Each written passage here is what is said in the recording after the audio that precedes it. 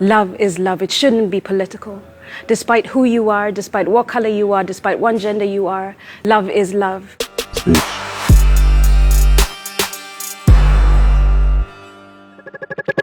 Rafiki means friend. It's a love story about two girls who fall in love, and it's set in Nairobi. And as a result of their love, their whole community changes. And at some point, they have to choose between their love and their safety. And it reminded me of a Lucille Clifton poem that says, "What have you ever traveled towards more than your own safety?" Unfortunately, although it played in Cannes, the film was banned in Kenya, which was extremely disappointing because more than anything, we wanted our Kenyan audience to be able to watch it. And also because we don't get to see ourselves in love in cinema, unfortunately, in Africa. So often, stories about Black people are not shown about people in love. Usually, they're very political, and they usually have stories about some sort of struggle or fight or overcoming. And while these are all part of the Black experience, that is not all we are. We're not only people who are full of struggle. We're not only people who are always resistant. We're also people who just love to be in love. But the reason that the film was banned in Kenya was not only because of the love story, but really because at the end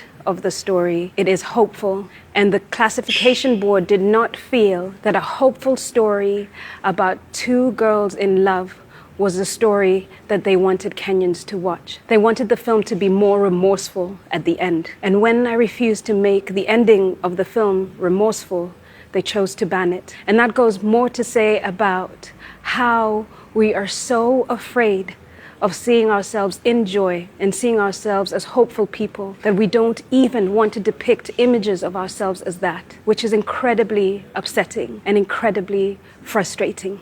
And the only reason that love becomes political is when it's manipulated by the hands of others. And when they decide who you should love and what you should love and how you should do it, then it becomes political. When you're born into a body that you did not choose, when you're born into a color that you did not choose, then your love becomes political. For some, love is not political. For many, in other countries, love is not political. But if an African story about anybody becomes political, then we are beginning to deny the existence of ourselves as people. Because our right, our absolute most basic right should be our right to love and our right to be able to tell stories about love.